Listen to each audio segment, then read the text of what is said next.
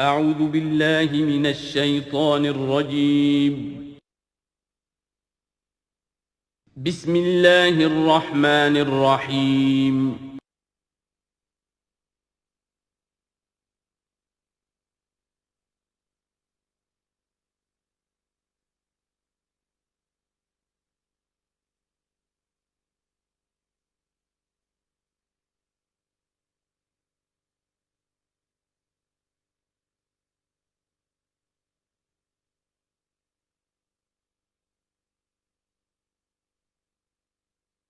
اعوذ باللہ من الشیطان الرجیم بسم اللہ الرحمن الرحیم وَإِذْ تَأَذَّنَ رَبُّكَ لَيَبْعَثَنَّ عَلَيْهِمْ إِلَى يَوْمِ الْقِيَامَةِ مَنْ يَسُومُهُمْ سُوءَ الْعَذَابِ إِنَّ رَبَّكَ لَسَرِيعُ الْعِقَابِ وَإِنَّهُ لَغَفُورٌ رَحِيمٌ صدق اللہ العظیم۔ اس سے پہلے کہ ہم آگے بڑھیں، جو آخری مضمون آیا تھا، جو آیات ہم پڑھ چکے ہیں، ان کے ضمن میں ایک وضاحت ضروری ہے۔ یہ جو ہم نے ابھی دیکھا کہ اس بستی کے لوگ تین حصوں میں منقسم ہو گئے تھے۔ ایک وہ لوگ جو گناہ میں بڑھے جا رہے تھے، ایک وہ کہ جو خود گناہ تو نہیں کر رہے تھے لیکن روک بھی نہیں رہے تھے، اور ایک وہ کہ جو گناہ سے خود بھی مجتنب تھے اور نہی عن المنکر کا فریضہ آخری وقت تک سر انجام دے رہے تھے۔ صراحت کے ساتھ یہاں جو فرمایا گیا کہ ہم نے بچایا کس کو؟ فَأَنْجَيْنَا الَّذِينَ يَنْهَوْنَ عَنِ السُّوءِ، بچایا ہم نے ان کو کہ جو روک رہے تھے بدی سے۔ وَأَخَذْنَا الَّذِينَ ظَلَمُوا بِعَذَابٍ بَئِيسٍ، اور ہم نے پکڑ لیا ان لوگوں کو جو گناہ میں ملوث تھے ایک بہت ہی برے عذاب میں، ان کے نافرمانی کی وجہ سے۔ اس سے بعض حضرات نے ایک نقطہ نکالنے کی کوشش کی ہے، اور وہ یہ ہے کہ ایک گروہ کے بارے میں صراحت کے ساتھ آ گیا کہ اس کو بچا لیا، وہ لوگ جو نہی عن المنکر کر رہے تھے۔ ایک گروہ جس کے بارے میں صراحت سے کہا گیا کہ اس پر عذاب آیا، وہ ہے جو گناہ میں ملوث تھے۔ گویا کہ درمیانی گروہ جو ہے اس کے بارے میں یہاں سکوت اختیار کیا گیا ہے۔ ان کو ایک طرح سے امید دلائی جا رہی ہے کہ جو لوگ گناہ سے مجتنب رہیں گے، اگر وہ خود گناہ میں ملوث نہیں ہوئے ہیں تو اس عذاب سے کہ دنیا میں آتا ہے اس سے وہ بچا لیے جائیں گے۔ اور یہ بہت بڑی غلط فہمی ہے۔ یہ ایسی ہی بات ہے جیسے کہ میں نے آپ کو بتایا تھا سورہ مائدہ کے پڑھتے ہوئے کہ جو آیت مبارکہ تھی کہ علیکم انفسکم لا یضرکم من ضل اذا اہتدیتم، تو حضرت ابوبکر رضی اللہ تعالیٰ عنہ کو خطبہ ارشاد فرمانا پڑا کہ لوگوں تم اس آیت سے بالکل غلط نتیجہ نکال رہے ہو۔ اس کا یہ مطلب نہیں ہے کہ دعوت اور تبلیغ اور امر بالمعروف اور نہی عن المنکر تمہاری ذمہ داری نہیں ہے،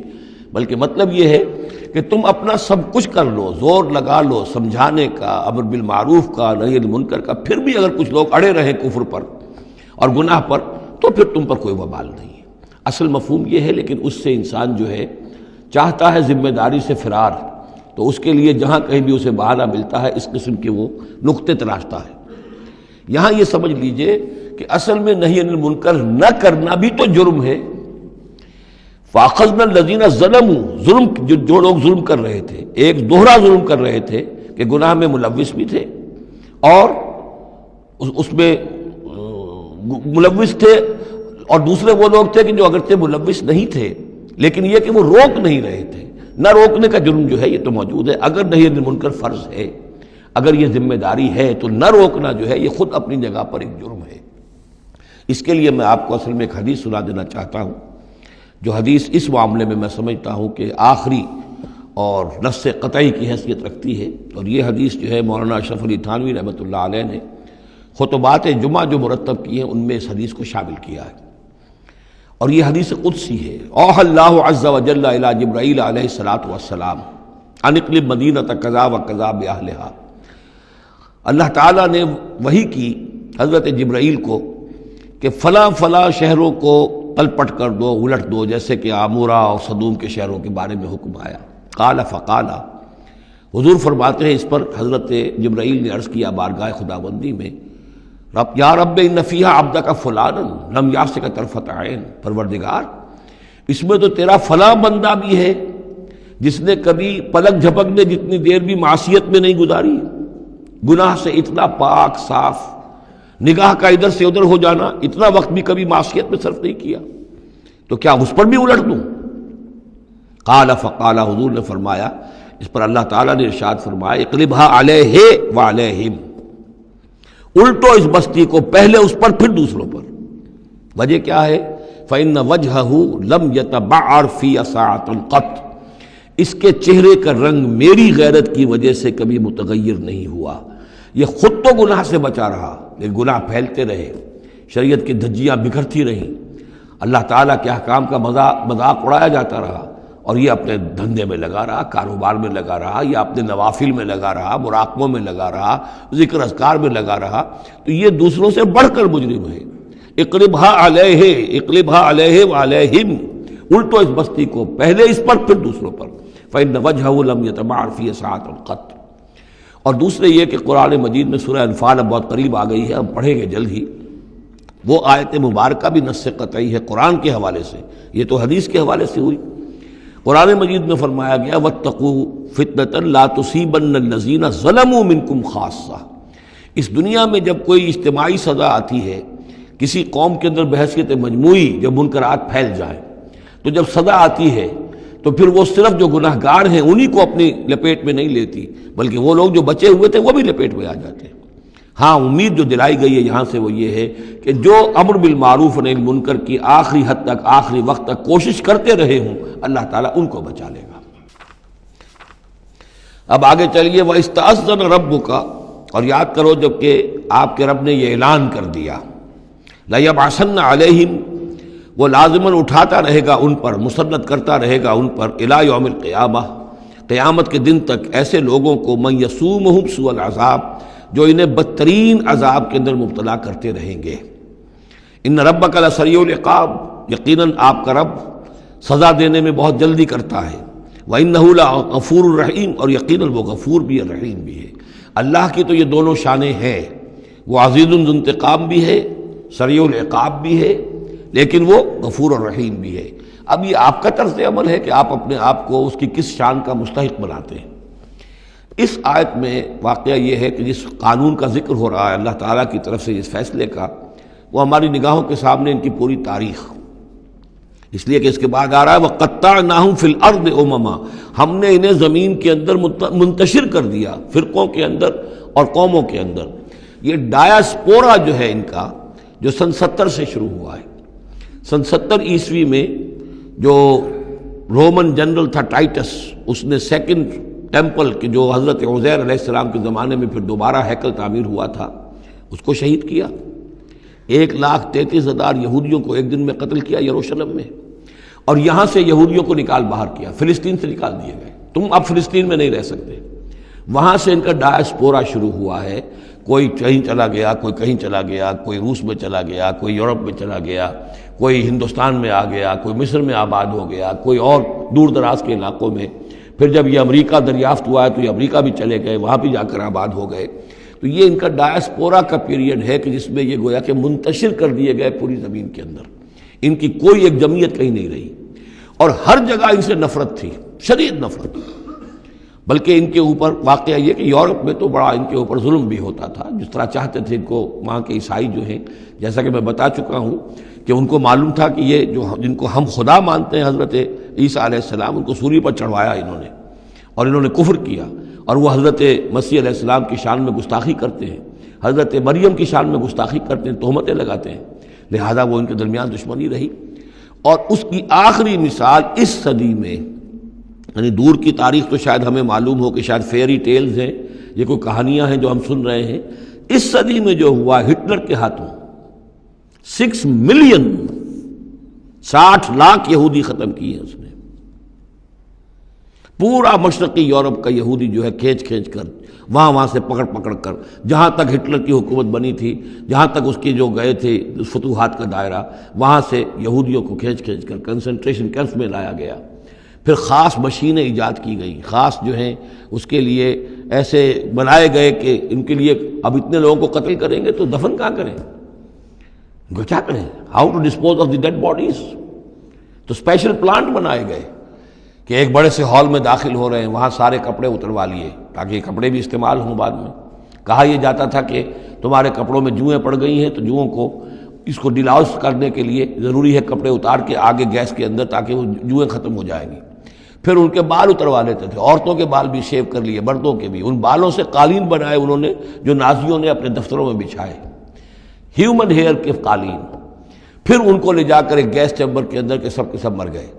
پھر اب وہ بڑے بڑے پٹے جیسے چلتے ہیں مشینیں، بڑے بڑی فیکٹریز کے اندر وہ پٹوں کے اوپر لاشیں چل رہی ہیں،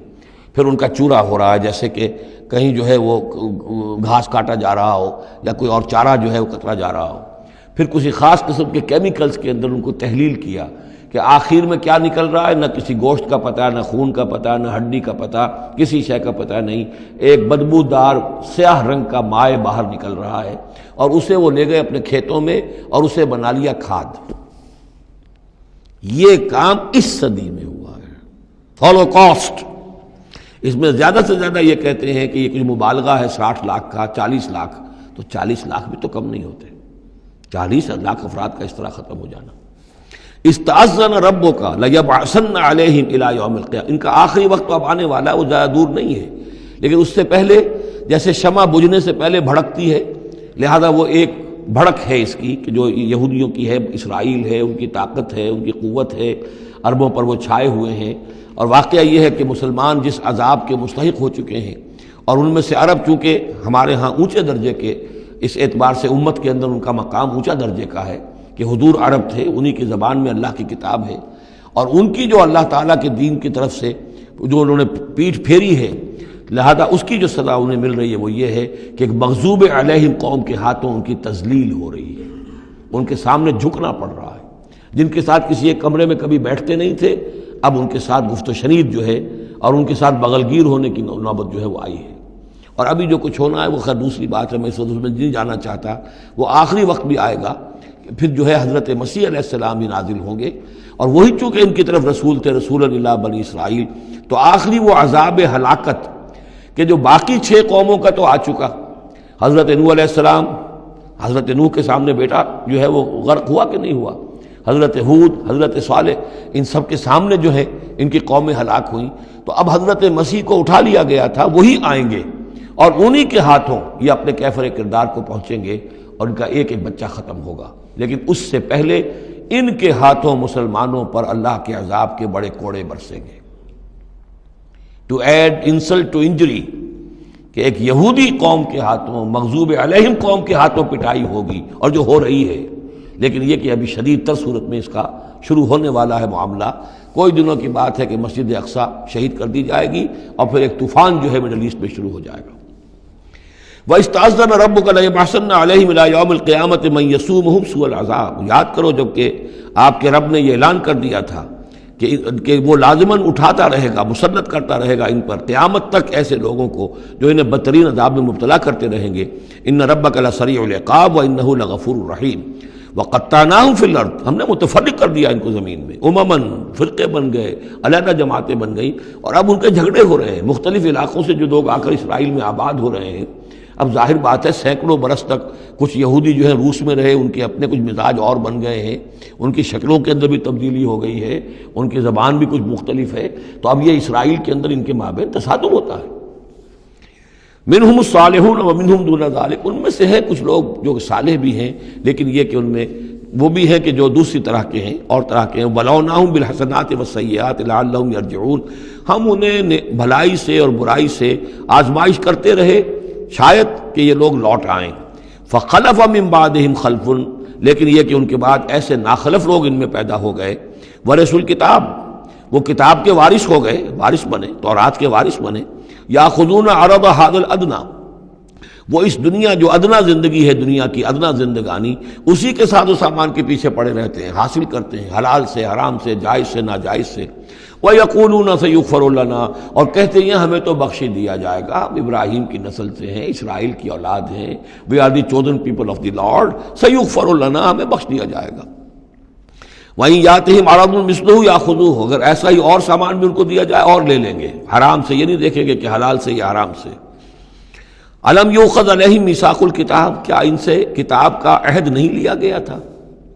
جب تورات دی گئی تھی تو عہد لیا گیا تھا، اللہ یقول علی اللہ الا الحق، کہ نہیں منسوب کریں گے اللہ کی طرف کوئی بات مگر حق، ودرسوا ما فیہ، اور انہوں نے پڑھا اس کو جو کچھ کہ اس میں تھا، والدار الآخرۃ خیر للذین یتقون، اور یقیناً آخرت کا گھر، پچھلا گھر تو بہتر ہے انہی لوگوں کے لیے جنہوں نے تقویٰ کی روش اختیار کی. فلا تعقلون، تو کیا تم عقل سے کام نہیں لیتے؟ والذین یمسکون بالکتاب واقاموا الصلاۃ، اور رہے وہ لوگ کہ جو کتاب کو مضبوطی کے ساتھ جنہوں نے تھاما، تمسک کیا کتاب کے ساتھ، اور اقاموا الصلاۃ، نماز قائم کی. انا لا نضیع اجر المصلحین، ایسے مصلحین کا اجر ہم ضائع نہیں کریں گے. بات ہے کہ کوئی نہ کوئی لوگ تو ان کے اندر اچھے رہے، آخری وقت تک بھی رہے. وَإِذْ نَتَقْنَا الْجَبَلَ فَوْقَهُمْ، اور یاد کرو جب کہ ہم نے پہاڑ کو ان کے اوپر اٹھا دیا تھا. كَأَنَّهُ ذُلَّةٌ، ایسے ہو گیا تھا جیسے سائبان ہو. وَظَنُّوا أَنَّهُ واقع بِهِمْ، اور انہیں یقین ہو گیا تھا کہ ابھی ہم پر گرا کہ گرا. خُذُوا مَا آتَيْنَاكُمْ بِقُوَّةٍ، اور ہم نے اس وقت کہا تھا کہ تھامو اس کو مضبوطی کے ساتھ جو ہم نے تمہیں دیا ہے، اس کتاب کو مضبوطی سے تھامو، اس کو پوری قوت کے ساتھ اپنی اس کا تمسک کرو. وَاذْكُرُوا مَا فِيهِ لَعَلَّكُمْ تَتَّقُونَ، اور جو کچھ اس میں ہے اس کو یاد رکھو، مستحضر رکھو، تاکہ تم بچتے رہو اور تمہارے اندر تقویٰ کی روش پیدا ہو جائے. وَإِذْ أَخَذَ رَبُّكَ مِن بَنِي آدَمَ مِن ظُهُورِهِمْ ذُرِّيَّتَهُمْ، اور یاد کرو جب کہ نکالے اللہ نے، آپ کے رب نے، تمام بنی آدم کی پیٹھوں سے ان کی نسل کو. اب یہ کہ یہ اصل میں تو معاملہ ہو رہا ہے عالم الارواح میں، جبکہ ابھی جسد پیدا ہی نہیں ہوئے تھے. لیکن دو ہی شکلیں ہو سکتی تھی، یا تو لوگوں کو یہ ساری بات پہلے بتائی گئی ہوتی، عالم ارواح ہے، پہلی تخلیق یہ ہے، دوسری تخلیق یہ ہے. عالم ارواح میں یہ قول و قرار دیا گیا. عرب کے جو اولین مخاطب تھے حضور صلی اللہ علیہ وسلم کے اور قرآن کے، چونکہ ان کے لیے یہ چیزیں ان کی اس وقت کی استعداد کے اعتبار سے بھاری تھیں، قرآن مجید نے عام فہم الفاظ استعمال کیے.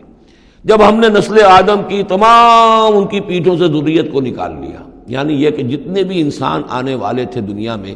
ان سب کی ارواح جو ہیں وہ وہاں موجود تھیں. وَإِذْ أَخَذَ رَبُّكَ مِن بَنِي آدَمَ مِن ظُهُورِهِمْ ذُرِّيَّتَهُمْ وَأَشْهَدَهُمْ عَلَىٰ أَنفُسِهِمْ، اور ان کو گواہ بنایا اپنے اوپر، اچھی طرح سوچ سمجھ کر. اقرار جو ہوتا ہے جس کو ہم کہتے ہیں میں بقائمی ہوش و حواس یہ اقرار کر رہا ہوں، تو پوری طرح ہوش و حواس میں سیلف کانشسنس، یہ میں آپ کو بتا چکا ہوں، ہمارے اندر جو سیلف کانشسنس ہے، خود شعوری، وہ ہے ہی ہماری روح کی بنیاد پر. حیوانات میں بھی شعور تو ہے، کانشسنس تو ہے،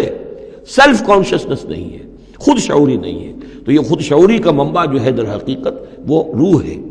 تو وہ ارواح موجود تھی، انہیں اپنی ذات کا شعور تھا. اشہدہم علی انفسہم، انہیں اپنی ذات کے اوپر خود گواہ بنا کر پھر سوال کیا، الستو بربکم، کیا میں تمہارا رب نہیں ہوں، تمہارا مالک، تمہارا آقا؟ قالوا بلا، وہ کہیں گے کیوں نہیں، شہیدنا، ہم اس پر اقرار کرتے ہیں، ہم گواہ ہیں. اب یہاں نوٹ کیجئے، جیسے کہ اس سے پہلے آیا تھا سورہ مائدہ میں کہ اہل کتاب تمہارے پاس ہمارا بشیر اور نذیر آ گیا، مبادا تم یہ کہو کہ ہمارے پاس کوئی بشیر اور نذیر نہیں آیا. وہ گویا کہ اتمام حجت تھی اہل کتاب پر. سورہ انعام میں آ چکا ہے کہ مبادا تم یہ کہو کہ کتابیں تو دی گئی تھیں ہم سے پہلے دو گروہوں کو،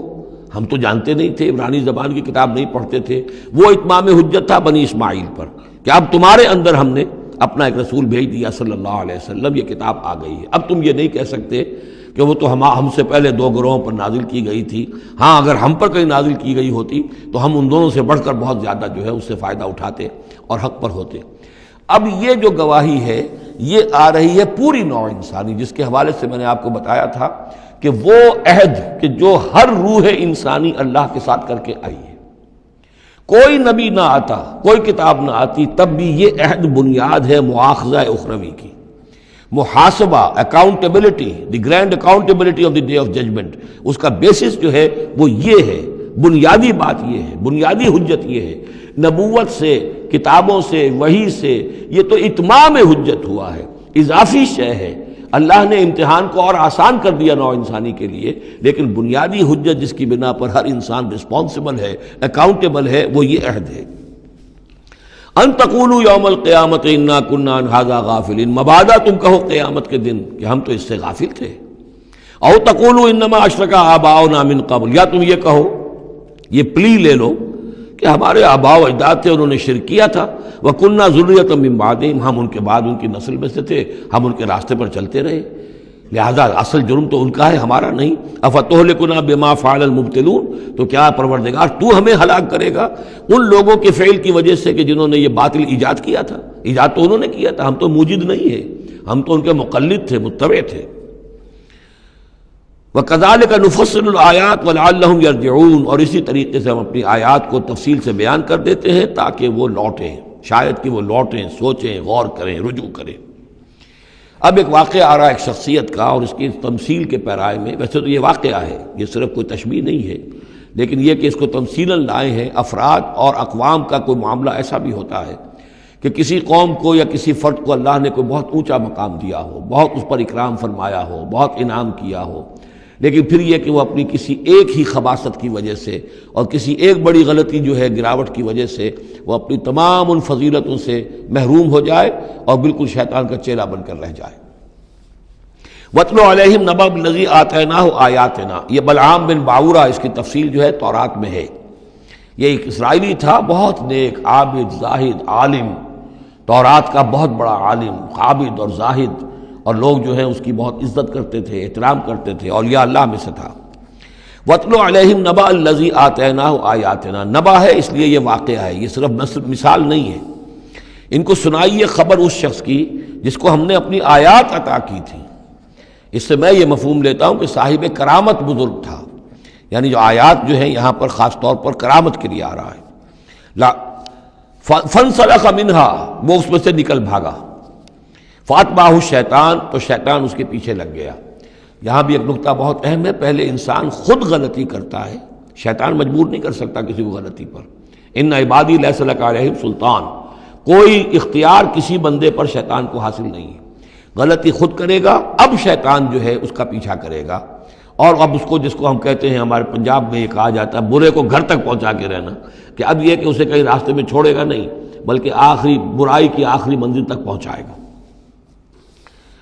وَاتْلُ عَلَيْهِمْ نَبَأَ الَّذِي آتَيْنَاهُ آيَاتِنَا فَانْسَلَخَ مِنْهَا فَأَتْبَعَهُ الشَّيْطَانُ فَكَانَ مِنَ الْغَاوِينَ، تو وہ ہو گیا گمراہوں میں۔ وَلَوْ شِئْنَا لَرَفَعْنَاهُ بِهَا، ہم چاہتے تو اسے ان آیات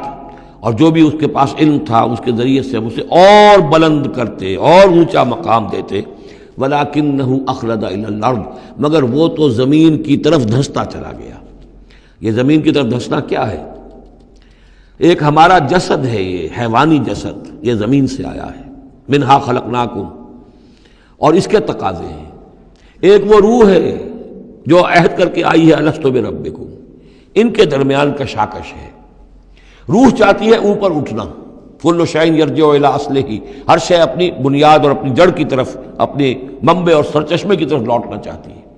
لہذا روح اوپر اٹھنا چاہتی ہے، وہ اوپر سے آئی ہے۔ یہ جسم جو ہے، یہ ہمارا حیوانی جسد، یہ زمین سے آیا ہے، اس کی ساری توجہات زمین کی طرف ہیں، یہیں کا مال و متاع ہو، یہیں سے اس کی خوراک آ رہی ہے، یہیں سے اس کی تقویت کا سامان آ رہا ہے، ساری چیزیں یہ۔ اب یہ جو کشاکش ہے، انسان کی روح وہ اللہ کی طرف جانا چاہتی ہے، اور یہ جسم جو ہے یہ دنیاوی لذتوں میں، عیش میں، دنیا کے اندر جو ہے حلال سے حرام سے جو بھی حاصل کیا جا سکے، بابر بعیش کوش کہ عالم دوبارہ نیست۔ اب اگر کوئی شخص فیصلہ کر لیتا ہے زمین کی طرف بیٹھنے کا، تو گویا کہ اب اس نے اپنے آپ کو اللہ تعالیٰ کی توفیق سے وہ محروم کر لیا۔ فانسلخ منہا، اب وہ روح سسکتی رہے گی، احتجاج کرتی رہے گی، سسکتی رہے گی، ایک وقت میں آ کر شاید وہ مر جائے، اس پر موت وارد ہو جائے، اور وہ زندہ ہونے کی شکل میں بھی وہ در حقیقت ایک مقبرہ بن جائے یا تعزیہ بن جائے کہ روح اس کے اندر دفن ہو چکی ہے۔ تو نظر آ رہا چلتا پھرتا انسان، حقیقت میں وہ انسان تو مر چکا، اندر روح جو ہے وہ دفن ہو چکی، اب جو چل رہا ہے وہ حیوان انسان چل رہا ہے، وہ انسان جو تھا وہ تو مر چکا۔ تو یہ ہے وَلَكِنَّهُ أَخْلَدَ إِلَى الْأَرْضِ، زمینی خواہشات، زمینی آرزوئیں، یہ نچلے درجے کی صفری قسم کی خواہشات، صفری آرزوئیں اور امنگیں، وَاتَّبَعَ هَوَاهُ، اور اس نے پیروی کی اپنی خواہشات کی، فَمَثَلُهُ كَمَثَلِ الْكَلْبِ، تو اس کی مثال کتے کی سی ہے، إِن تَحْمِلْ عَلَيْهِ يَلْهَثْ أَوْ تَتْرُكْهُ يَلْهَثْ، وہ ہر وقت ہی ہانپتا رہتا ہے، کوئی اس کے اوپر بوجھ رکھیے تب بھی ہانپے گا، اور ویسے بھی وہ اس کی زبان باہر نکلی ہوتی ہے، ہانپتا رہتا ہے۔ اسی طرح کا معاملہ ہے کہ اللہ نے تو اس کو اپنی نعمتیں عطا کی، لیکن وہ بدبخت ان کی قدر کرنے کی بجائے اس کتے کے مانند ہانپنے لگا اور زمین ہی کی طرف، اور کتا آپ نے دیکھا ہوگا چلتا ہوا سونگتا جاتا ہے زمین کو، ہر وقت سونگے گا زمین کو۔ ذالک مثل القوم الذین کذبوا بآیاتنا، یہی مثال ہے اس قوم کی بھی جنہوں نے ہماری آیات کو جھٹلایا۔ اور یہاں پھر نوٹ کیجئے کہ پاکستانی قوم اس کی سب سے بڑی مثال ہے۔ پاکستان کا بن جانا معجزہ تھا، کسی حساب کتاب میں آنے والی شے نہیں۔ پھر پاکستان کا قائم رہ جانا معجزہ تھا، انگریزوں کو بھی اور ہندوؤں کو بھی یقین تھا کہ پاکستان قائم نہیں رہ سکتا، وائبل نہیں ہے، ختم ہو جائے، لیکن یہ کہ پاکستان قائم رہا۔ سن 65 میں اس کا بچ جانا معجزہ تھا، اتنی یقینی بات تھی کہ B B C television کے اوپر دکھا دیا گیا فال آف لاہور، لاہور جو ہے وہ بھارتی فوج داخل ہو چکی ہے، قبضہ کر چکی ہے، اتنی یقینی بات تھی۔ شام کو جم خانہ میں شراب پینے کا پکا پروگرام تھا، لیکن خوف طاری کر دیا اللہ تعالیٰ نے ان کے دلوں پر، شاید ہمارا کوئی گھیراؤ کیا جا رہا ہے، کوئی ریزسٹنس نہیں ہے، کیا ہوا ہے؟ یہاں ہم غافل پڑے ہوئے تھے، ریزسٹنس کیا ہوتی؟ لیکن بجائے اس کے کہ وہ یہ سمجھتے کہ یہ غافل ہیں اور ریزسٹنس اس لیے نہیں ہو رہی، ان کے دلوں میں سألقی فی قلوب الذین کفروا الرعب، میں ان کافروں کے دلوں میں رعب ڈال دوں گا، وہ رعب پڑ گیا، پاکستان بچ گیا۔ تو یہ ساری چیزیں ہیں، معجزے پر معجزے ہیں، لیکن یہ سب اس لیے تھا کہ ہم اس ملک کو ہم نے حاصل کیا تھا اسلام کے نام پر، اسے تجربہ گاہ بنائیں گے، اسے ایک نمونہ بنا دیں گے پوری دنیا کے لیے، پوری دنیا دیکھے گی کہ اسلام کیا ہے، اسلام کا عادلانہ نظام کیا ہے۔ قائد اعظم نے کہا تھا ہم اس لیے پاکستان چاہتے ہیں کہ ہم عہد حاضر میں اسلام کے اصول حریت و اخوت و مساوات کا ایک نمونہ دنیا کے سامنے پیش کریں، وہ کہاں ہے؟ فانسلخ منہا، ان تمام آیات سے ہم نکل بھاگے ہیں، شیطان کی پیروی کی ہے، اور جو حال ہوا ہے 2 لخت ہو چکے ہیں، اور ابھی کیا حال ہوگا، جو نئی صورتحال جو ہے اس ملک کے اندر اب کھدبد ہونے لگی ہے، پکنے لگی ہے، اس کی صورتحال کیا بنے گی واللہ عالم۔ ذالک مثل القوم الذین کذبوا بآیاتنا، یہی مثال اس قوم کی بھی ہے جس نے ہماری آیات کو جھٹلایا۔ فاقصص القصص لعلہم یتفکرون، تو اے نبی آپ یہ چیزیں سنا دیجئے، شاید یہ تفکر کریں، شاید کہ یہ غور کریں، آپ یہ باتیں ہماری سنا دیجئے۔ سا مثلا القوم الذین کذبوا بآیاتنا، بری ہے مثال اس قوم کی جنہوں نے ہماری آیات کو جھٹلایا، وانفسہم کانوا یظلمون، اور وہ خود اپنی جانوں کے اوپر ظلم ڈھاتے رہے۔ من یہد اللہ فہو المہتدی، جسے اللہ ہدایت دیتا ہے وہی ہدایت یافتہ ہوتا ہے، ومن یضلل فاولئک هم الخاسرون، اور جس کی گمراہی کے اوپر اللہ تعالیٰ کی طرف سے مہر قائم ہو جائے تو وہ تو تباہ ہونے والے ہی ہیں۔ وَلَقَدْ ذَرَأْنَا لِجَهَنَّمَ كَثِيرًا مِنَ الْجِنِّ، اب یہ تیسری بات آ گئی حکمت قرآنی کی۔ دیکھیے پہلے وہ عہد الست جو عالم ارواح میں ہم نے کیا تھا، اچھا اس عہد الست کے حوالے سے ہم پر یہ بات واضح ہو گئی، ایک ہمارا روحانی وجود ہے اور ایک ہمارا حیوانی وجود ہے۔ اگر ہماری توجہ اور ساری دلچسپی حیوانی وجود پر ہوگی تو ہم ظاہر بات ہے کہ پھر اس بلعام بن باورہ کی مثال بن جائیں گے، انفرادی سطح پر بھی اور قومی اور اجتماعی سطح پر بھی۔ اب تیسری بات آ رہی ہے کہ انسانوں میں سے کثیر انسان وہ ہیں جو نظر آتے ہیں انسان، حقیقت میں انسان نہیں ہے، حیوانوں کی سطح پر ہے۔ وَلَقَدْ ذَرَأْنَا لِجَهَنَّمَ كَثِيرًا مِنَ الْجِنِّ وَالْإِنسِ، ہم نے جہنم کے لیے پیدا کیے ہیں بہت سے جن اور انس۔ لہم قلوب لا یفقہون بہا، ان کے دل تو ہیں لیکن ان سے غور نہیں کرتے، تفقہ نہیں کرتے۔ وَلَهُمْ أَعْيُنٌ لَا يُبْصِرُونَ بِهَا، ان کی آنکھیں ہیں ان سے دیکھتے نہیں۔ وَلَهُمْ آذَانٌ لَا يَسْمَعُونَ بِهَا، ان کے کان ہیں لیکن ان سے سنتے نہیں۔ اولئک کالانعام، یہ چوپایوں کے مانند ہیں، بل ہم اضل، بلکہ ان سے بھی گئے گزرے ہیں۔ اولئک هم الغافلون، یہی لوگ ہیں کہ جو غافل ہیں۔ یعنی یہ کہ جب انسان ہدایت سے منہ موڑتا ہے اور جب ہٹ دھرمی پر اتر آتا ہے اور جب اللہ تعالیٰ دلوں پر مہر کر دیتا ہے اور ان کی سماعت پر کانوں پر مہر لگا دیتا ہے، ان کی آنکھوں پر پردے ڈال، اب یہ کیا رہ گئے؟ اب یہ انسان نہیں رہے، ان کے دل تو ہیں تفقع سے خالی ہے، مہر لگ چکی ہے۔ آنکھیں تو ہے حیوانوں کا سا دیکھنا دیکھ رہی ہیں، کتا بھی دیکھ لیتا ہے گاڑی آ رہی ہے مجھے بچنا ہے، انسان نے بھی دیکھ لیا، لیکن یہ دیکھنا حیوانی دیکھنا ہے۔ انسانی دیکھنا تو کچھ اور ہوتا ہے، کسی شے کو دیکھے اور اس کی حقیقت پر غور کرے۔ اہل نظر ذوق نظر خوب ہے، لیکن جو شے کی حقیقت کو نہ دیکھے وہ نظر کیا۔ لیکن یہ انسانی دیکھنا جو ہے، دیدن دیگر آموز شنیدن دیگر آموز، وہ دوسری قسم کا دیکھنا سیکھو، دوسری قسم کا سننا سیکھو۔ وہ سننا جو دل سے سنا جاتا ہے، وہ دیکھنا جو دل سے دیکھا جاتا ہے۔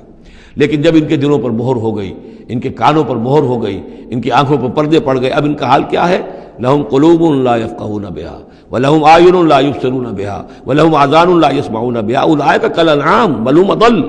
یہ چوپایوں کے مانند ہیں بلکہ ان سے بھی گئے گزرے۔ اس لیے کہ چوپایوں کو تو اللہ نے پیدا ہی اس لیول پر کیا تھا، ان کو پیدا کیا تھا بہت اونچے مقام پر۔ یہی سورۃ التین کا مضمون ہے، والتین والزیتون وطور سینین وهذا البلد الامین لقد خلقنا الانسان فی احسن تقویم ثم رددناہ اسفل سافلین. انسان پیدا کیا گیا اس بلند ترین مقام کے اوپر مسجود ملائک، لیکن پھر جب یہ گرتا ہے تو سب سے نچلوں میں سب سے نیچے ہوتا ہے. تو یہ وہ لوگ ہیں اولئک کالانعام بل هم اضل اولئک هم الغافلون. یہی لوگ ہیں جو غافل ہیں، اس دنیا میں رہتے ہیں حیوانوں کی طرف کھایا پیا چرا چگا اور جو ہے بس دنیا کی لذتیں اٹھائیں اور مر گئے. کچھ ہوش نہیں کہ کیوں ہم پیدا کیے گئے، کون ہمارا خالق ہے، کون ہمارا مالک ہے، زندگی کاہے کے لیے ہے، زندگی آمد برائے بندگی، زندگی بے بندگی شرمندگی، کو مرنے کے بعد کہیں کسی کے سامنے حاضری ہے، کوئی جواب نہیں، کچھ نہیں، کوئی ہوش نہیں. وَلِلَّهِ الْأَسْمَاءُ الْحُسْنَى، اور تمام اچھے نام اللہ ہی کے ہیں. فَادْعُوهُ بِهَا، تو پکارو انہیں اس کے ذریعے سے، پکارو اللہ کو ان کے ذریعے سے. ایک نقطہ یہاں نوٹ کر لیجئے، قرآن مجید سے کہیں اللہ تعالیٰ کے لیے لفظ صفت ثابت نہیں ہوتا. ویسے حدیث میں ہے، میں صرف بیان کر رہا ہوں، قرآن میں نہیں. قرآن میں اللہ کے لیے لفظ آتا ہے نام، اسما، یہ سب اللہ کے نام ہیں. ویسے یہ کہ صفاتی نام ہے یہ دوسری بات ہے، لیکن صفات کا لفظ جو ہے، صفت کا لفظ اللہ کے لیے ایجاباً مثبت طور پر قرآن میں کہیں نہیں آیا. نام ہے اللہ کے، اور نام جو ہے در حقیقت کسی ایک ہی شے کے 100 نام ہو سکتے ہیں. تلوار کے 5000 نام ہیں، تلوار تو ایک ہی شے ہے نا،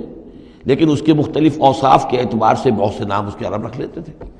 تو اللہ تعالیٰ کے نام ہیں، ان ناموں میں سے کچھ قرآن میں بھی آئے ہیں، کچھ ایک حدیث ہے حضرت ابو ہریرہ سے رضی اللہ تعالیٰ عنہ، جس میں کہ حضور نے 99 نام گنوائے ہیں کہ اللہ کے یہ 99 نام ہیں، اور ان کے ذریعے سے تو اللہ سے دعا کی جائے تو اس کے ناموں کے حوالے سے، اللہ تعالیٰ کے ناموں کے، فادعوہ بہا، اللہ تعالیٰ کو پکارا کرو اس کے ناموں کے حوالے سے. یا ستار ہو، یا غفار ہو، یا کریم ہو، یا علیم ہو، یہ اس طریقے سے اللہ تعالیٰ کے جو نام ہیں. تو یا اللہ ہو، ظاہر بات ہے کہ اللہ جو ہے وہ بھی اللہ کا سب سے بڑا نام، سب سے اہم نام ہے.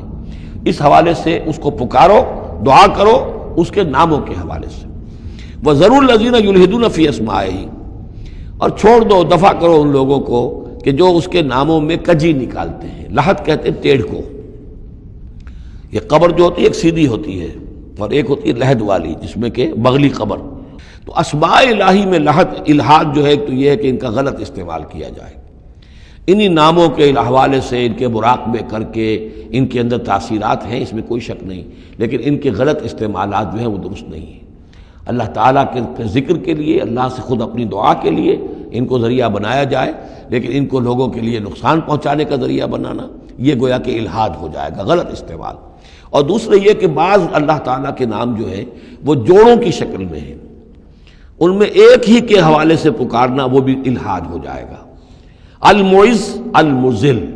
یہ اب جوڑا ہے، وہی عزت دینے والا ہے، وہی ذلت دینے والا ہے. لیکن اگر آپ نے یا مذلو یا مذلو یا مذلو کہنا شروع کر دیا تو یہ الحاد ہو جائے گا. اے ذلیل کرنے والے، اے ذلیل کرنے والے، اے ذلیل کرنے والے. جہاں دونوں لفظ آنے چاہیے، یا معز ہو یا مذلو، اے وہ کہ جو عزت دینے والا ہے اور اے وہ کہ جو ذلیل کرتا ہے. یہ دونوں نام جو ہے الرافع والخافض، ایک وہ ہے کہ جو اٹھانے والا ہے، اونچا کرنے والا ہے اور نیچے گرانے والا ہے، وہ الخافض بھی ہے، الرافع بھی ہے،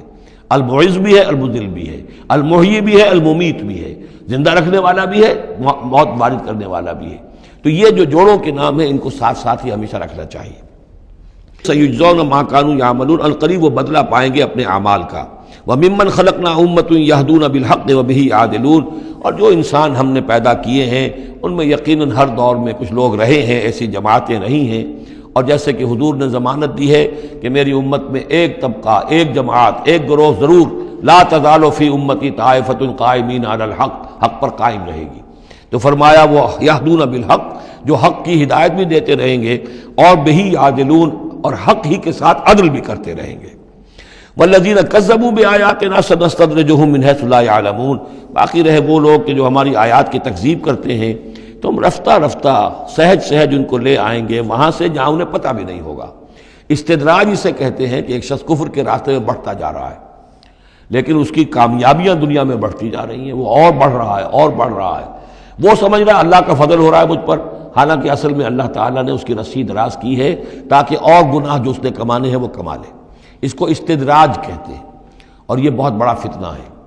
بسا اوقات ایک انسان غلط راستے پر چل رہا ہے، لیکن وہ اس استدراج کی وجہ سے یہ سمجھ بیٹھتا میں صحیح راستے پر ہوں، تبھی تو اللہ کی رحمت آ رہی ہے، تبھی تو مجھے کامیابی مل رہی ہے، قدم قدم پر جو ہے کامیابی میری قدم بوسی کر رہی ہے۔ نہیں، یہ استدراج ہے۔ والذین کذبوا بآیاتنا سنستدرجهم من حیث لا یعلمون، ہم آہستہ آہستہ انہیں پکڑ لیں گے جہاں سے انہیں پتہ بھی نہیں ہوگا۔ واملی لہم، آپ ان کو ڈھیل دیں گے، ان کیدی متین، میری چال بہت مضبوط ہے۔ جب وہ مچھلی جو ہے کانٹا اس کی حلق میں اب پھنس چکا ہے، اب اس کی ڈور جو ہے آپ ڈھیل کرتے رہیے، کوئی حل نہیں، ان قیدی متین، کہیں جانے والی نہیں ہے۔ اولم یتفکروا، کیا یہ لوگ تفکر نہیں کرتے، غور و فکر نہیں کرتے؟ ما بصاحبہم من جنہ، ان کے جو ساتھی ہیں یعنی محمد صلی اللہ علیہ وسلم، انہیں کوئی جنون نہیں ہے، کوئی جن ان پر نہیں آ گیا ہے۔ یہ بھی وہی انداز ہے، سرچنگ کویسچن، کہ ذرا غور کرو، کبھی تم نے سوچا ہے، کہہ تو دیتے ہو تم، کبھی سوچا ہے یہ محمد صلی اللہ علیہ وسلم جو تمہاری نگاہوں کے سامنے ہے، ان کی سیرت، ان کا کردار، ان کی شخصیت، ان کی طہارت، ان کی صفائی، نظافت، یہ چیزیں ایسی ہیں کہ جن کے بارے میں کوئی شخص یہ کہہ سکے کہ ان پر کوئی جن آ گیا ہے یا ان کا کوئی دماغی توازن ٹھیک نہیں رہا۔ ما بصاحبہم من جنہ، کوئی ان کو جنون نہیں ہے، کوئی جن ان کے اوپر نہیں آ گیا، ان ہوا الا نذیر مبین، نہیں ہے یہ مگر ایک واضح طور پر خبردار کر دینے والے۔ اولم ينظروا فی ملکوت السماوات والارض وما خلق اللہ من شیء، اور کیا یہ لوگ غور و فکر نہیں کرتے آسمانوں اور زمین کی سلطنت میں اور جو اللہ تعالیٰ نے چیزیں بنائی ہیں، وان عسى ان يكون قد اقترب اجلهم، اور کیا انہیں یہ گمان نہیں ہے، ہو سکتا ہے کہ ان کی مہلت ختم ہوا چاہتی ہو، ان کی اجل، لکل امت اجل، ہر قوم کے لیے ایک اجل معین ہے، تو تم کیسے نچنت ہو گئے ہو سکتا ہے کہ تمہاری وہ اجل اب قریب آ چکی ہو۔ ان یکون قد اقترب اجلہم فبأی حدیث بعدہ یؤمنون، تو اب اس کے بعد اور کس شے پر، کس بات پر یہ ایمان لائیں گے؟ من یضلل اللہ فلا ہادی لہ، جس کو اللہ گمراہ کر دے گا یا جس کی گمراہی پر اللہ کی طرف سے مہر تصدیق ثبت ہو جائے گی، اب اسے کوئی ہدایت دینے والا نہیں۔ وَيَذَرُهُمْ فِي طُغْيَانِهِمْ يَعْمَهُونَ، اور وہ چھوڑ دے گا ان کو ان کی سرکشی میں اندھے ہو کر آگے بڑھتے ہوئے۔ یسألونک عن الساعۃ ایان مرساہا، اے نبی آپ سے پوچھتے ہیں یہ قیامت کب آئے گی، آپ ہمیں بہت ڈراتے رہتے ہیں قیامت قیامت قیامت، کب آئے گی، کب لنگر انداز ہوگی؟ قل انما علمها عند ربی، کہہ دیجئے اس کا علم تو میرے رب کے پاس ہے۔ لا یجلیها لوقتها الا هو، نہیں روشن کرے گا اسے اس کے وقت پر مگر خود وہ، اس کا وقت سوائے اللہ کے کسی کے علم میں نہیں، کسی فرشتے کے علم میں نہیں ہے، کسی کے علم میں نہیں ہے، وہی ہے لا یجلیہا لوقتہا، اپنے اس وقت معین کے اوپر خود ہی اسے روشن کرے گا۔ ثقلت فی السماوات والارض، ویسے وہ آسمانوں اور زمین ہی کے اندر اٹھی ہوئی ہے، حمل اسی کے اندر ہے اس کا، یعنی یوں سمجھیے کہ ہر شے کے اندر جو تخلیق کی گئی ہے اس کی فنا بھی اسی شے میں موجود ہے۔ ہر تخلیق جو ہے اس کی ایک اجل مسمى ہے، تو گویا کہ اس کی موت اس کے ساتھ ہی ہے، ہم اپنی موت اپنے ساتھ لیے پھر رہے ہیں۔ اسی طرح یہ کائنات جو ہے جس کی تخلیق کی گئی ہے، یہ گویا کہ وہ جو جیسے کسی کا حمل ہوتا ہے عورت کا، وہ حمل لیے پھر رہی ہو، اسی طریقے سے یہ کائنات اپنی اس قیامت کو اٹھائے پھر رہی ہے۔ ثقلت فی السماوات والارض لا تاتیکم الا بغتۃ، لیکن نہیں آئے گی تم پر مگر اچانک۔ یسألونک کأنک حفی عنہا، اے نبی آپ سے تو یہ اس طرح پوچھتے ہیں گویا کہ آپ اس کی کھوج میں لگے ہوئے ہیں، آپ کو یہی فکر دامنگیر ہے قیامت کب آئے گی، حالانکہ آپ کا اس سے کوئی سروکار نہیں، یہ ہمارا معاملہ ہے۔ قل انما علمها عند اللہ، کہہ دیجئے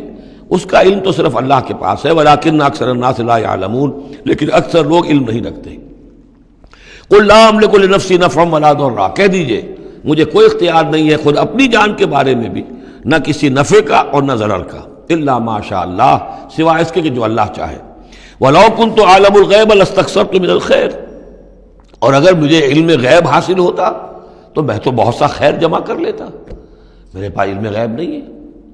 یہ جیسا کہ ہم پہلے پڑھ چکے سورہ نام میں، کہہ دیجئے میں نہ تم سے یہ کہتا ہوں کہ میں فرشتہ ہوں، نہ میں یہ کہتا ہوں کہ میرے پاس علم غیب ہے، نہ میں یہ کہتا ہوں کہ میرے پاس اللہ کے خزانے جو ہیں وہ میرے قبضہ قدرت میں ہیں، کچھ بھی نہیں۔ وَلَوْ كُنْتُ أَعْلَمُ الْغَيْبَ،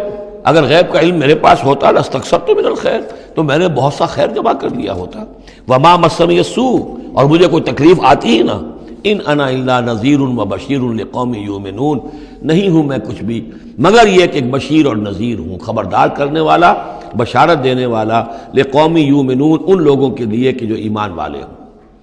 هو الذی خلقکم من نفس واحدۃ، وہی ہے جس نے تمہیں پیدا کیا ایک جان سے، وجعل منها زوجها، اور اسی سے بنایا اس کا جوڑا، لیسکن الیہا، تاکہ وہ سکون حاصل کرے اس کی طرف۔ اس کی طرف میں اشارہ کر چکا ہوں سورہ بقرہ میں بھی۔ وابتغوا ما کتب اللہ لک،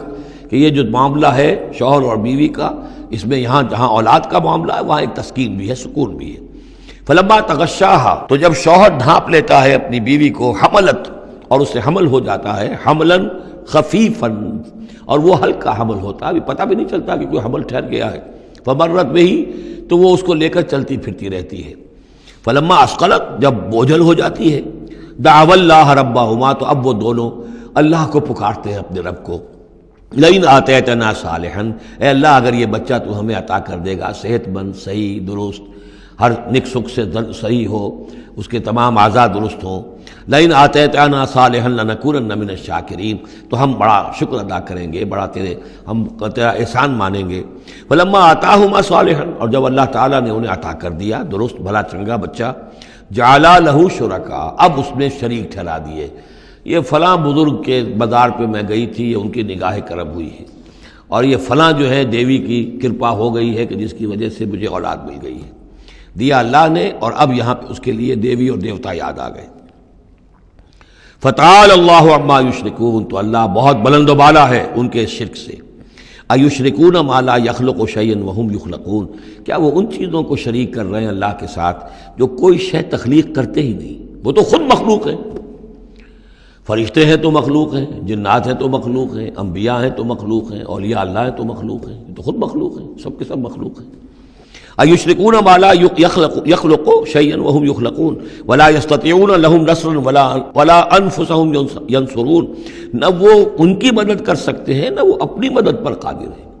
وہ تو سب کے سب جو ہے اللہ کے بندے ہیں۔ ان تدعوهم الی الہدی، اب یہاں پر تدریجاً بات لائی جا رہی ہے ان کو کہ جو ان کے اصل جو ڈیٹیز ان کی ہیں، وہ تو سمجھتے ہیں دیویاں ہیں، دیوتا ہیں، وہ تو اوپر ہیں، وہ تو انویزیبل ہیں، ہم نے ان کے نام پر یہ بت تراش لیے ہیں۔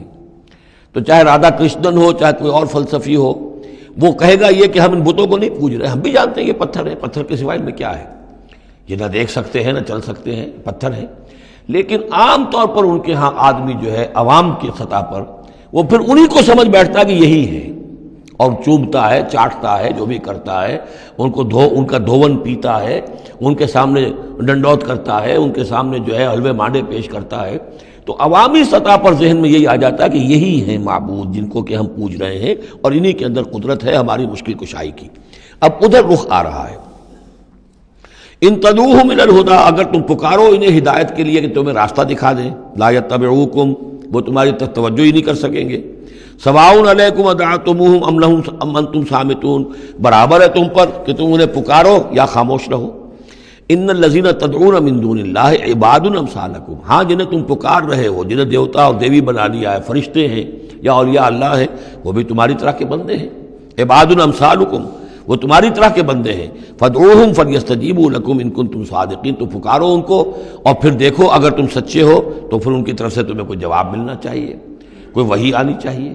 لیکن یہ کہ ہم نے تو انہیں تمہاری اس، بلکہ آئے گا قرآن مجید میں آگے چل کر کہ وہ کہیں گے کہ ہم تو غافل تھے، ہمیں تو پتہ نہیں تھا کہ تم ہمیں پکارتے رہے، ہمیں ہماری دعائی دیتے رہے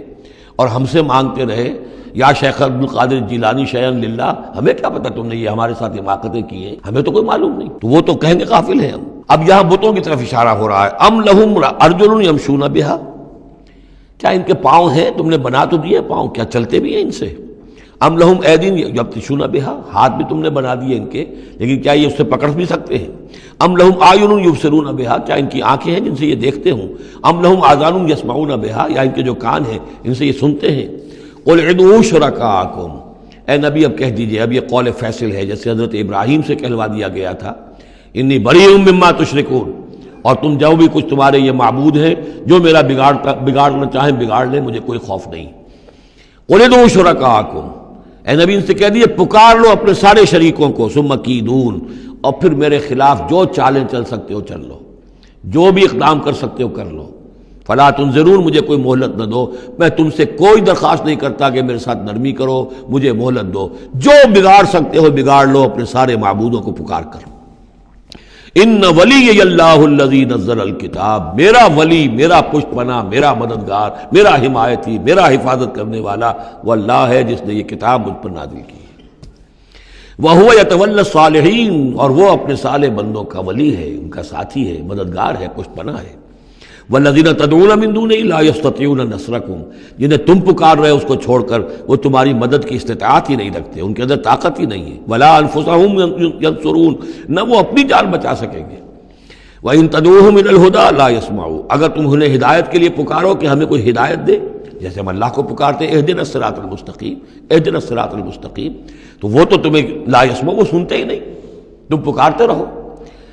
وَتَرَاهُمْ يَنظُرُونَ إِلَيْكَ وَهُمْ لَا يُبْصِرُونَ، اور تم سمجھتے ہو کہ وہ تمہیں دیکھ رہے ہیں جبکہ وہ دیکھتے ہی نہیں۔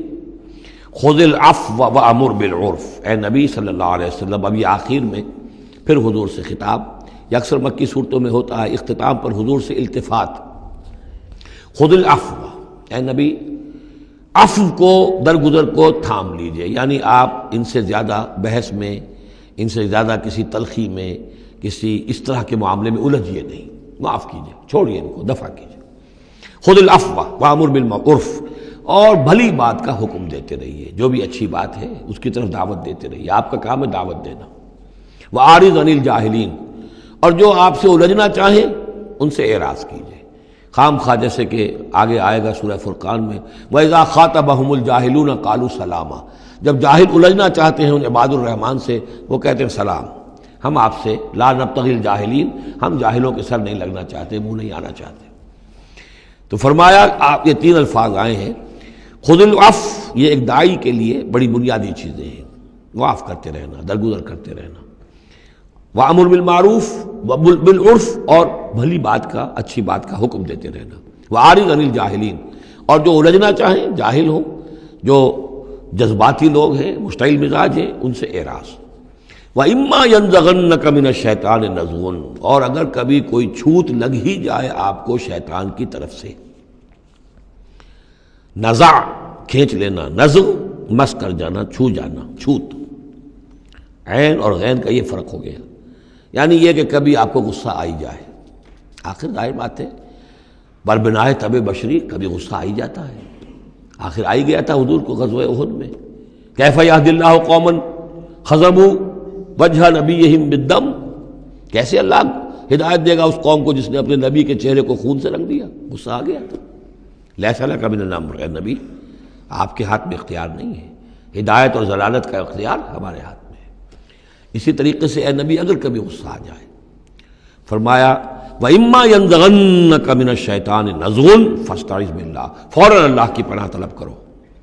إِنَّهُ سَمِيعٌ عَلِيمٌ۔ اور یہ پھر آگے چل کر حامیم السجدہ میں بھی یہ آیت آئے گی، إِنَّهُ هُوَ السَّمِيعُ الْعَلِيمُ، یقیناً وہی ہے سب کچھ سننے والا اور سب کچھ جاننے والا۔ إِنَّ الَّذِينَ اتَّقَوْا إِذَا مَسَّهُمْ طَائِفٌ مِّنَ الشَّيْطَانِ تَذَكَّرُوا،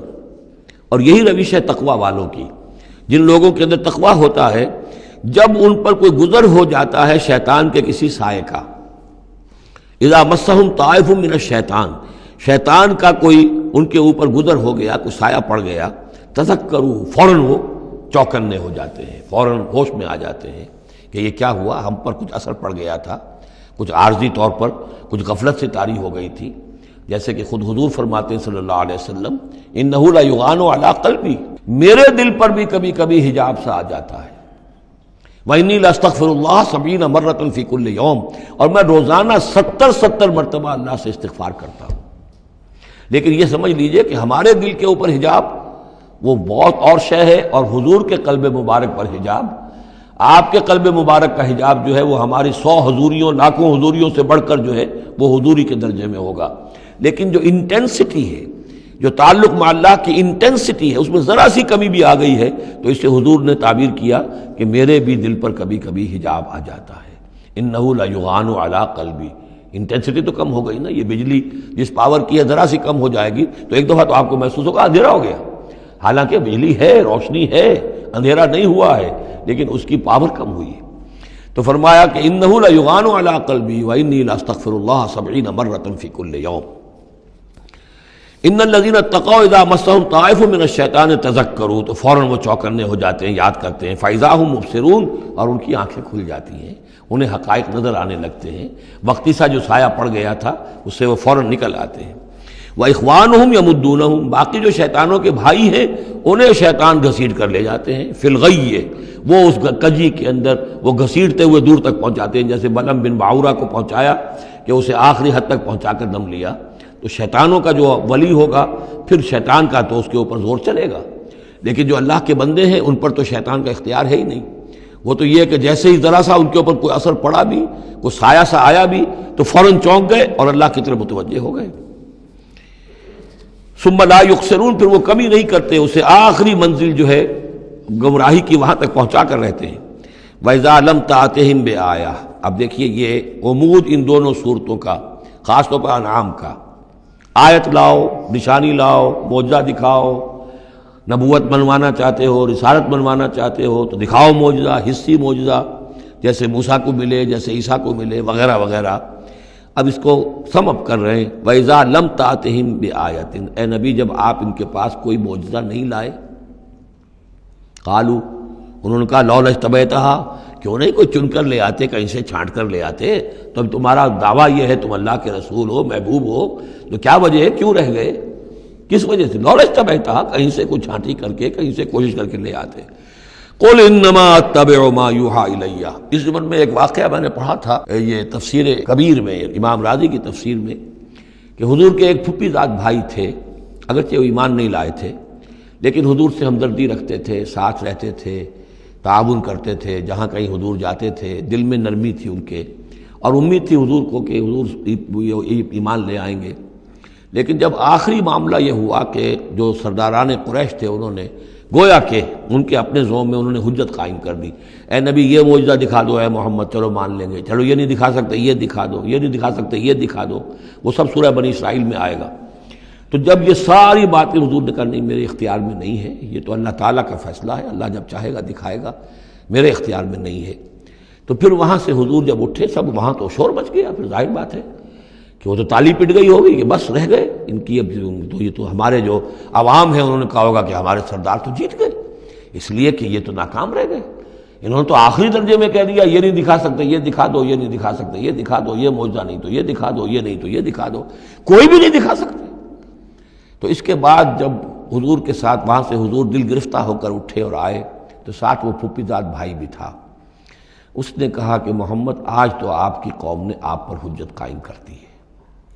اب میں آپ کا ساتھ نہیں دے سکتا۔ یعنی یہ ہے کہ جو اثر پڑتا تھا لوگوں کے اوپر کہ اب تو حجت آپ پر قائم ہے، تو جس کو میں نے کہا تھا سورہ انعام کا وہ مقام کہ ان کان کبر علیک اعراضهم فان استطعت فتبتغی نفقا فی الارض او سلما فی السماء فتاتیہم بآیہ، اے نبی اگر آپ پر بہت بھاری گزر رہا ہے، شاق گزر رہا ہے ان کا اعراض، تو اگر آپ میں طاقت ہے تو کہیں زمین میں سرنگ لگا لیجئے، کہیں آسمان پر سیڑھی لگا لیجئے، اور کہیں سے جہاں سے آپ لا سکتے ہو لے آئیے، ہم نہیں دکھائیں گے۔ تو واقعہ یہ ہے کہ انسان اس کو اپنے اوپر طاری کرے، اس صورتحال میں ویژولائز کرے اپنے آپ کو، تو کس قدر ضیق میں اس وقت محمد رسول اللہ صلی اللہ علیہ وسلم کی شخصیت آ چکی تھی۔ وَإِذَا لَمْ تَأْتِهِمْ بِآیَةٍ، اور جب آپ نہیں لائے ان کے پاس کوئی نشانی، قَالُوا لَوْلَا اجْتَبَیْتَهَا، کیوں نہیں لے آئے کہیں سے؟ قُلْ إِنَّمَا أَتَّبِعُ مَا يُوحَىٰ إِلَيَّ، کہہ دیجئے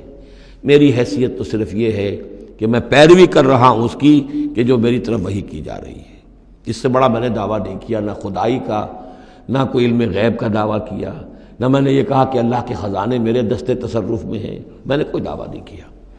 ھذا بصائر من ربکم، اور یہ تمہارے رب کی طرف سے بصیرت افروز باتیں ہیں جو میں تمہارے سامنے پیش کر رہا ہوں،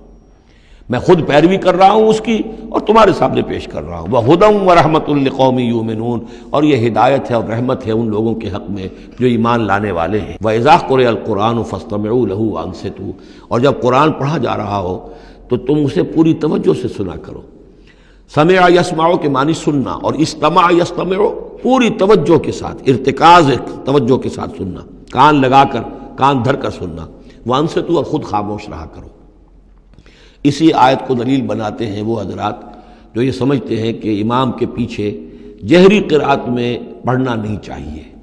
اس لیے کہ ظاہر بات ہے کہ جب امام پڑھ رہا ہے تو آپ کو پوری توجہ سے امام کی قرأت کو سننا چاہیے، خود پڑھنے کی طرف توجہ کریں گے تو پھر اس کے سننے کی طرف توجہ جو ہے وہ نہیں رہے گی، اور یہاں خاص حکم بھی ہے انصتوا، خود خاموش رہو، لعلکم ترحمون، تاکہ تم پر رحم کیا جائے۔ واذکر ربک فی نفسک تضرعا وخیفا ودون الجہر من القول بالغدو والآصال، اور اپنے رب کو یاد کرتے رہا کرو اپنے جی ہی جی میں، تضرعا، عاجزی کرتے ہوئے، گڑ گڑاتے ہوئے۔ اس عاجزی اور گڑ گڑانے کی انتہا ہے وہ دعا جو میں نے نقل کی ہے، جو مسلمانوں پر قرآن مجید کے حقوق کے نام سے میرا کتابچہ ہے، اس کے آخر میں مقام عبدیت، اللہم انی عبدک وابن عبدک وابن امتک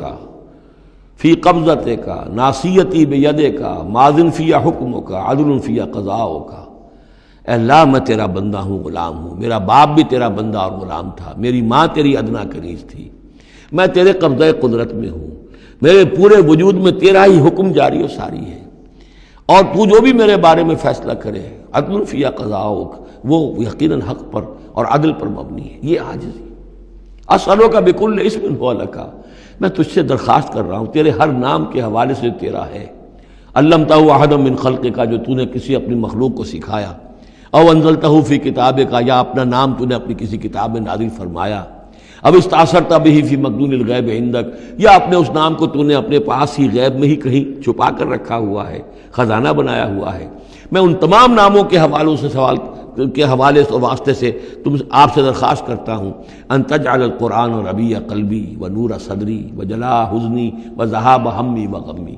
قرآن کو میرے سینے کا نور بنا دے، میرے دل کا سرور بنا دے، میرے تفکرات کا ازالے کا ذریعہ بنا دے، میرے غموں کا اور تفکرات اور جو بھی پریشانیاں ہیں ان کے ازالے کا ذریعہ بنا دے۔ یہ ہے دعا محمد رسول اللہ کی۔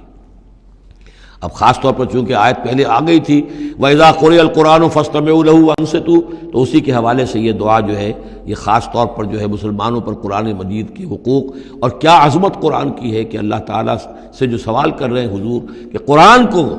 ان تجعل القرآن ربیع قلبی ونور صدری، میرے سینے کا نور، میرے دل کی بہار بنا دے۔ وَاذْكُرْ رَبَّكَ فِي نَفْسِكَ تَضَرُّعًا وَخِيفًا، اور یاد کرتے رہا کرو اپنے رب کو اپنے جی میں، گڑ گڑاتے ہوئے، عاجزی کے ساتھ، اور خیفہ، خوف کے ساتھ، دون الجہر من القول، اور بلند آواز سے نہیں، پست آواز سے۔ لیکن یہ ضرور ہے کہ آدمی دعا مانگے تو ایسے مانگے کہ خود سن لے۔ اس میں یہ ہوتا ہے کہ ایک تو دعا وہ مانگ رہا ہے، ایک اس کی سماعت بھی اس دعا سے استفادہ کرتی ہے۔ نماز میں بھی اگر اکیلا انسان نماز پڑھ رہا ہو تنہا، تو جو رکعتیں ہیں چاہے سری بھی ہوں، ان کو ایسا ضرور پڑھے کہ جیسے خود وہ سن رہا ہے، اس حد تک جو ہے تاکہ وہ نماز میں جو پڑھ رہا ہے اس کے ساتھ اس کی سماعت بھی اس سے مستفید اور مستنیر ہوتی چلی جائے۔ بالغدو والآصال، اور یہ آپ ذکر کرتے رہے اللہ کا اپنے جی میں، عاجزی کے ساتھ اور خوف کے ساتھ، اور یہ کہ زیادہ بلند آواز سے نہیں بلکہ پست آواز سے، صبح کے وقت بھی اور شام کے اوقات میں بھی۔ جیسے میں نے توجہ دلائی تھی سورہ نام کے شروع میں، نور ہمیشہ قرآن میں واحد آئے گا، ظلمات ہمیشہ جمع، اسی طرح غدو یہ ہمیشہ ایک، اور آصال اصیل کی جمع ہے، یعنی شام کے اوقات۔ اور اس میں اشارہ ہے کہ صبح کی نماز ایک ہی ہے جو اللہ تعالیٰ نے فرض رکھی ہے، اور جیسے ہی لدلوک الشمس الی غسق اللیل، سورج ذرا ڈھلنا شروع ہوتا ہے، مغرب کی طرف ذرا اترنا شروع ہوتا ہے، وہاں سے لے کے پے بپے نمازیں ہیں، ظہر ہے، عصر ہے، مغرب ہے، عشاء ہے، تو یہ جو ہے یہ آصال جمع کا صیغہ ہے۔ بالغدو والآصال، غدو والآصال، ولا تکن من الغافلین، اور غافلوں میں سے نہ ہو جائیے۔ ان الذین عند ربک، یقیناً وہ بزرگ ہستیاں، وہ ملائکہ مقربین، وہ ملائے اعلیٰ جو اپنے رب کے پاس ہیں، مقربین ہیں، قریب ترین ہیں، وہ جس کے بارے میں امیر خسرو نے کہا ہے کہ خدا خود میر محفل بود اندر لامکاں خسرو، محمد شمع محفل بود شب جائے کہ من بودم۔ ایک لامکاں کی محفل وہ بھی ہے جہاں کا میر مجلس اللہ ہے، اور جہاں فرشتے ہیں، ملائکہ مقربین ہیں، اور محمد رسول اللہ روح محمدی وہاں گویا کہ چراغ اور شمع کی حیثیت سے ہے۔ تو ان الذین عند ربک لا یستکبرون عن عبادتہ، وہ جو اس کے قریب ترین ہیں وہ بھی اس کی عبادت سے استکبار نہیں کرتے، استکبار کی بنیاد پر عبادت سے دستکش نہیں ہوتے۔ وَيُسَبِّحُونَهُ، اور اس کی تسبیح کرتے رہتے ہیں، وہ لہو یسجدون، اور اس کے لیے سجدے کرتے رہتے ہیں۔ بارک اللہ لی ولکم فی القرآن العظیم ونفعنی وإیاکم بالآیات والذکر الحکیم۔